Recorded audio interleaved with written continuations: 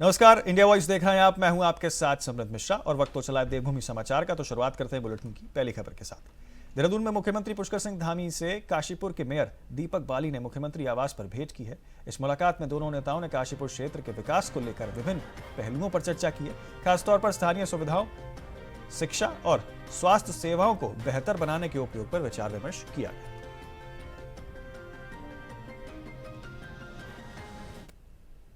देहरादून में मुख्यमंत्री पुष्कर सिंह धामी से मुख्यमंत्री आवास पर विधायक सुरेश गड़िया, खजानदास, शक्तिलाल शाह और वीरेंद्र जाति ने भेंट की है। इस बैठक में उन्होंने राज्य के विकास और आपको बता दें सामाजिक कल्याण से जुड़े विभिन्न मुद्दों पर चर्चा की है। खासतौर पर क्षेत्रों में स्थानीय समस्याओं का समाधान, यहां पर असमंजस सुधार और जन कल्याण योजनाओं पर विचार करने की भी बात कही गई। विधायकों ने मुख्यमंत्री से अपने क्षेत्रों की आवश्यकताओं और समस्याओं के बारे में बताया और विकास योजनाओं को लेकर सुझाव भी दिए।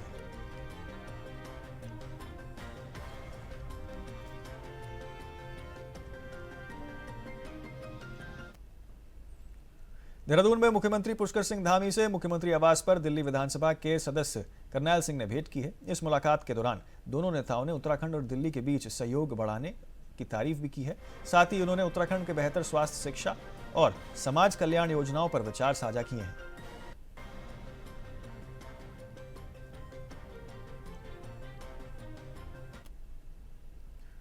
आगे बढ़ते हैं अगली खबर की ओर। उत्तराखंड में मुख्यमंत्री पुष्कर सिंह धामी के नेतृत्व में चल रहे जन जन की सरकार, जन जन के द्वार कार्यक्रम के तहत आपको बता दें एक नया कीर्तिमान स्थापित किया गया।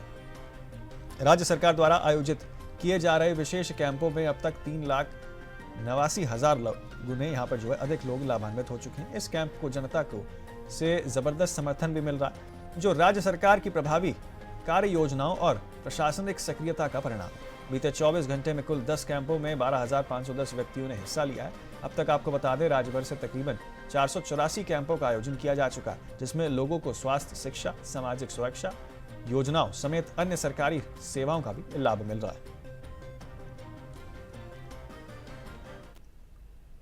देहरादून में पूर्व मुख्यमंत्री हरीश रावत की सोशल मीडिया पोस्ट तेजी से वायरल हो रही है। दिल्ली प्रवास के दौरान उन्होंने कुछ चिंताएं अपनी जाहिर की थी। उन्होंने साझा किया है कि उत्तर प्रदेश के सेवानिवृत्त हुए एक अधिकारी से बातचीत के दौरान उत्तराखंड के भीतर उत्तर प्रदेश से लंगूर, बंदर और भालू पकड़कर जंगलों में छोड़े जा रहे हैं। इसके परिणाम स्वरूप अब उत्तराखंड में ऐसे जानवरों के झुंड देखने को मिल रहे हैं जो सामान्य रूप से यहाँ नहीं पाए जाते थे। खासतौर पर भालू, जो आकार और बालों के लिहाज से उत्तराखंड की सामान्य प्रजातियों से विभिन्न है। उन्होंने कहा कि ग्रामीण इलाकों में आतंक वो फैला रहा है। हरीश रावत ने इस जानकारी को साझा करते हुए चेतावनी दी है ताकि संबंधित विभाग द्वारा आवश्यक कदम इसमें उठाए जा सकें।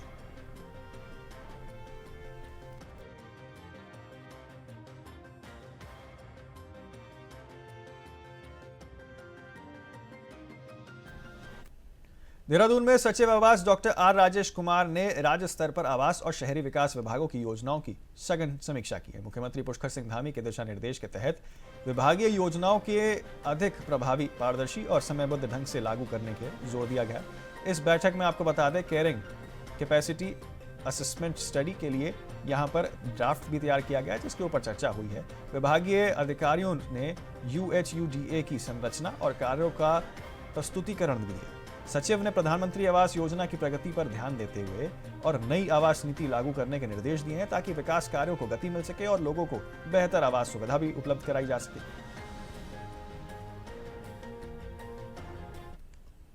उत्तराखंड में बीते कुछ दिनों ने मौसम में लगातार बदलाव वो देखने को मिल रहा है। सक्रिय पश्चिमी विक्षोभ ने प्रभाव में राज्य के उच्च स्तरीय हिमालयी क्षेत्रों में बर्फबारी और निचले इलाकों में बारिश हुई है।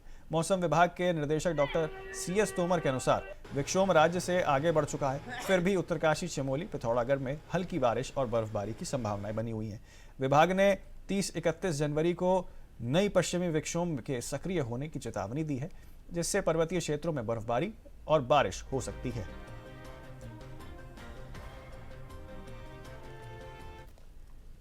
देखिए, जो अभी पश्चिम विक्षोभ चल रहा था तो उसने कल जो है और आज सुबह तक जो है काफ़ी जो है रेनफॉल और स्नोफॉल दिया है काफ़ी एरिया में और बर्फ़बारी ज़्यादातर ऊपर जैसे हमने बताया था ज़्यादातर 2500 मीटर और 2800 मीटर से ऊपर वाले हाइट वाले एरिया में हमको मिली है। तो अभी ये सिस्टम तो ऑलमोस्ट निकल गया है लेकिन उत्तर के जो हमारे जनपद है ख़ास तौर से उत्तरकाशी, चमोली और पिथौरागढ़ उससे लगे हुए बाकी बागेश्वर या रुद्रप्रयाग के कुछ इलाके हैं जहाँ पे अभी भी ये जो है कुछ क्लाउडिंग देखी जा सकती है। तो वहाँ पे अभी भी आज भी उम्मीद है कुछ-कुछ जगह पे बारिश और बर्फ़बारी हो सकती है। तो ये सिलसिला जो है ऐसे धीरे-धीरे कम होता रहेगा जैसे हमने पहले ही बताया। उसके बाद जो है 30-31 तारीख में जो पश्चिमी विक्षोभ एक और आ रहा है तो उसका जो असर हमारे जो है प्रदेश में 1 तारीख को ख़ास तौर से 1 तारीख को 31 की रात से हो सकता है बल्कि।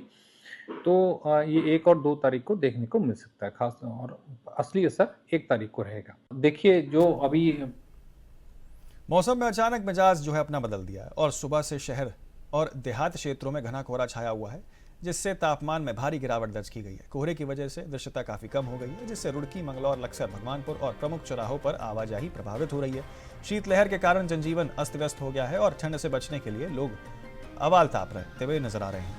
आपको बता दें, जबकि घरों में बाहर निकलने की संख्या भी जो है अब कम हो गई है, यानी कि लोग अब जो है घरों से कम बाहर निकल रहे हैं। हरिद्वार दिल्ली हाईवे पर रफ्तार थम गई है, वही वाहन धीमी गति से चल रहे हैं, जिससे हादसों का खतरा कहीं ना कहीं बढ़ गया। प्रशासन ने वाहन चालकों से सावधानी बरतने और फॉग लाइट और सुरक्षित दूरी बनाए रखने की अपील की है।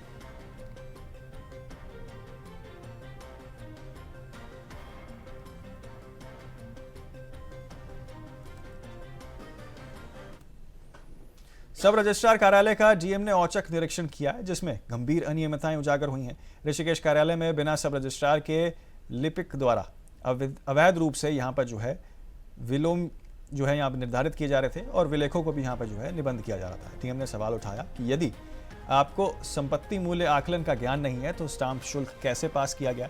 लिपिक बंगले झांकते हुए नजर आए और निरीक्षण में करोड़ों की स्टाम्प चोरी का भी खुलासा हुआ है, जहां औद्योगिक क्षेत्र में आवासीय दरों पर यहां पर भूखंडों में छोटे टुकड़ों कर रजिस्ट्री का यहां पर जो काम किया गया। फरियादियों ने इसे बताया कि कई महीनों से जो है ये मूल अभिलेखी जो है नहीं हो पाया था, जिसकी वजह से कहीं ना कहीं रजिस्ट्री निकल देने में हजारों लोगों को परेशानी हो रही थी। डीएम ने अधिकारियों से रिकॉर्ड तलब किया और कंप्यूटर जब्त किया।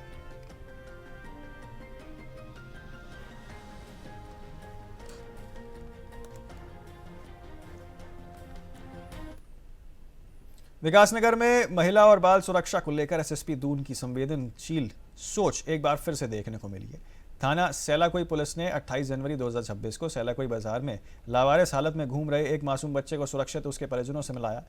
पुलिस ने तत्काल मौके पर पहुंचकर बच्चों को अपनी निगरानी में लिया है, उसे भेजा गया है और साथ ही सुरक्षित माहौल प्रदान किया गया है। इसके बाद परिजनों की तलाश के लिए सोशल मीडिया और स्थानीय नागरिकों की मदद भी ली जा रही है। सक्रियता में आपको बता दें कि यहाँ पर परिणाम स्वरूप बच्चों के परिजनों से संपर्क स्थिति जो है वो स्थापित की गई है और उसे सकुशल उन्हें सुपुर्द कर दिया गया। परिजनों ने पुलिस की तत्परता और संवेदनशीलता के लिए यहाँ पर धन्यवाद भी किया है। तो रामपुर में आपको बता दें, रामनगर के पिराड़मेरा क्रांति कुंज इलाके में बुधवार को दिन दहाड़े गुलदार ने हमला कर सनसनी फैला दी। खेत में काम कर रहे एक युवक पर गुलदार ने हमला कर दिया और उसे गंभीर रूप से घायल कर दिया।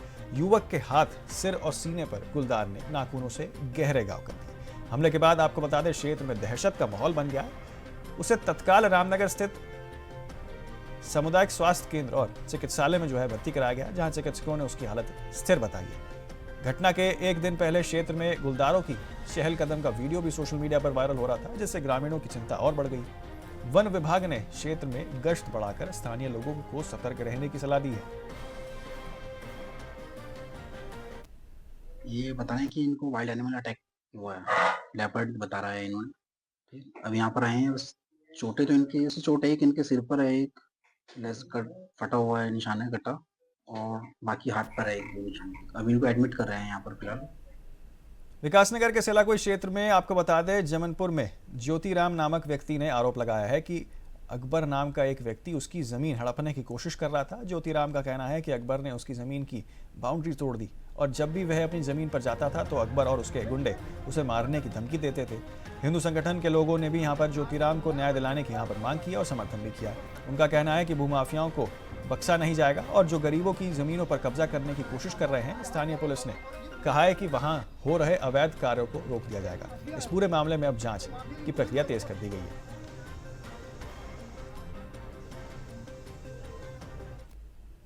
रुड़की के गंगनहर कोतवाली क्षेत्र में आपको बता दें, रामपुर चुंगी स्थित एक चाय की दुकान में सुबह गैस सिलेंडर फटने से भीषण धमाका हुआ है, जिससे पूरे इलाके में अफरा तफरी मच गई है।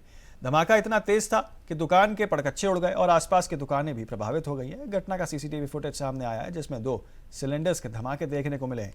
इस हादसे में चाय दुकान मालिक और एक राहगीर गंभीर रूप से घायल हो गया है, जिन्हें सिविल अस्पताल और हायर सेंटर रेफर कर दिया गया। पुलिस ने मौके पर पहुंचकर आग पर काबू पाया है। प्रशासन अब घटना की जांच कर रहा है।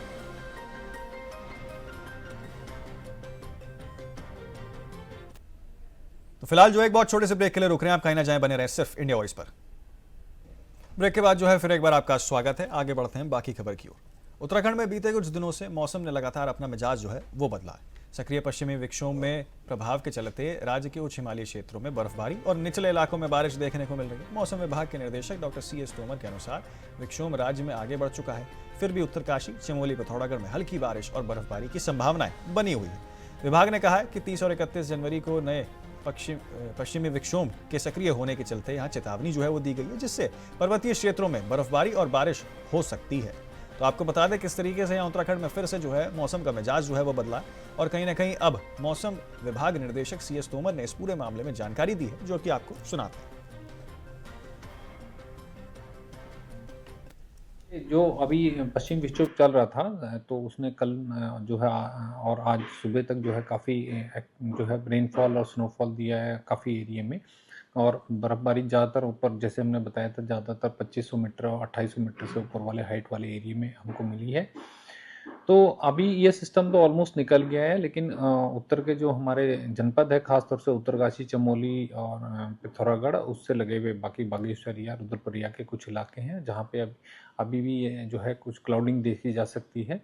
तो वहाँ पे अभी भी आज भी उम्मीद है कुछ कुछ जगह पे बारिश और बर्फबारी हो सकती है। तो ये सिलसिला जो है ऐसे धीरे धीरे कम होता रहेगा, जैसे हमने पहले ही बताया। उसके बाद जो है 30-31 तारीख में जो पश्चिमी विक्षोभ एक और आ रहा है, तो उसका जो असर हमारे जो है प्रदेश में 1 तारीख को, खासतौर से 1 तारीख को, 31 की रात से हो सकता है बल्कि। तो ये 1 और 2 तारीख को देखने को मिल सकता है खास, और असली असर 1 तारीख को रहेगा। देखिए, जो अभी पश्चिम विक्षोभ चल रहा था, तो उसने कल जो है और आज सुबह तक जो है काफ़ी जो है रेनफॉल और स्नोफॉल दिया है काफ़ी एरिया में, और बर्फबारी ज़्यादातर ऊपर, जैसे हमने बताया था, ज़्यादातर 2500 मीटर और 2800 मीटर से ऊपर वाले हाइट वाले एरिया में हमको मिली है।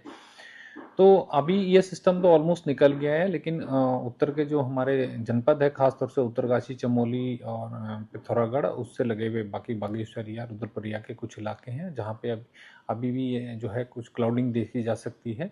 तो वहाँ पे अभी भी आज भी उम्मीद है कुछ कुछ जगह पे बारिश और बर्फबारी हो सकती है।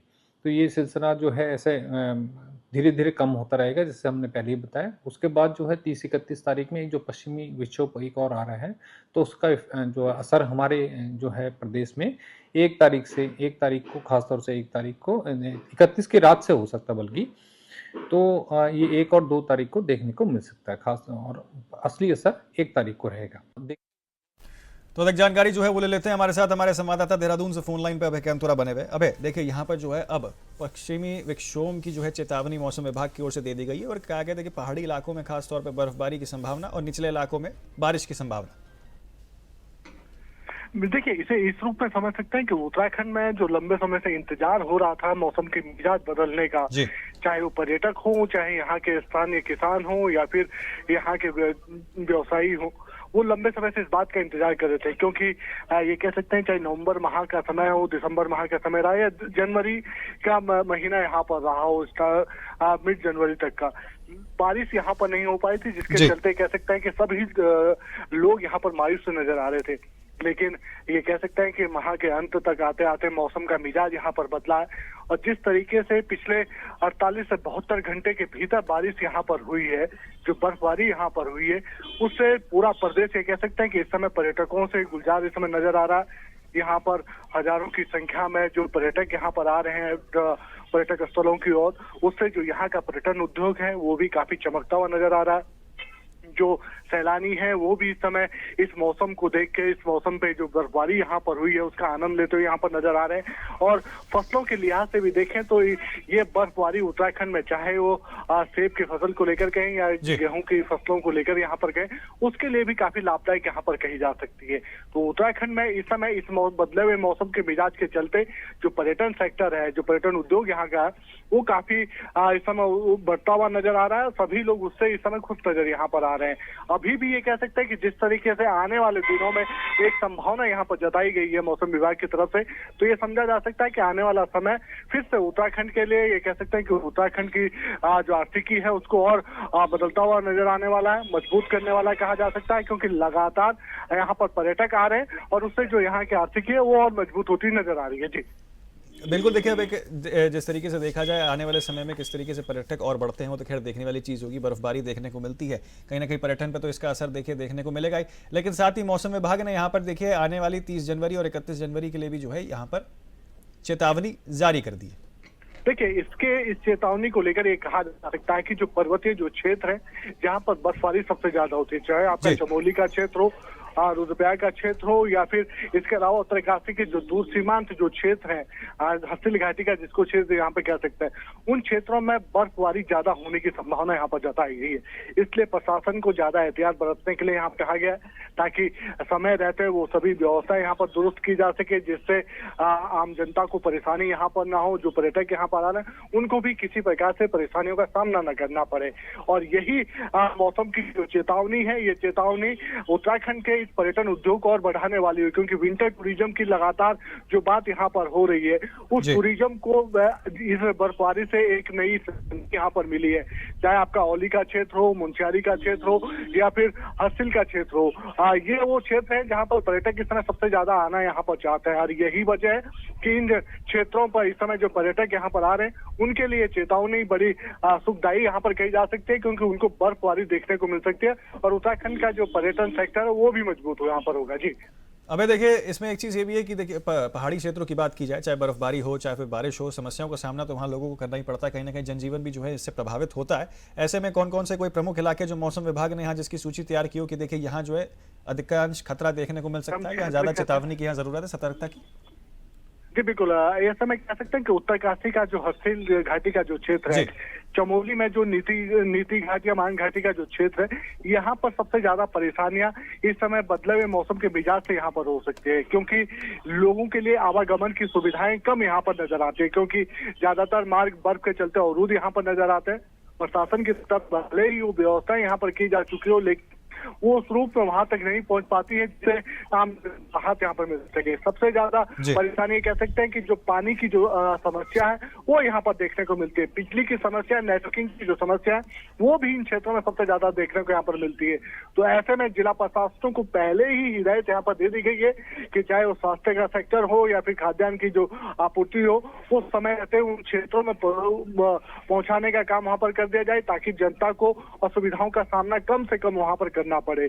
और इसके अलावा जो हेली एम्बुलेंस है या फिर ऐसे जो क्षेत्र हैं जहां पर सबसे ज्यादा दुर्घटनाएं होने की संभावना यहाँ पर रह सकती है, चिंतित जो कारण कहे जा सकते हैं, वहाँ पर एसडीआरएफ या फिर ऐसी टीमों को भी तैनात करने के लिए वहाँ पर कह दिया गया, ताकि कोई भी अप्रिय घटना होने या फिर स्वास्थ्य की दुविधा होने पर ये कह सकते हैं कि उन सब चीजों को लेकर भी एहतियात बरतने के लिए वहाँ पर कहा गया। जी बहुत शुक्रिया आपका तमाम जानकारी हमारे साथ साझा करने के लिए इस विषय पे। तो फिलहाल के लिए इस बुलेटिन में मेरे साथ इतना ही। जल्द होंगे हाजिर और खबरों के साथ। आप बने रहें सिर्फ इंडिया वॉइस पर।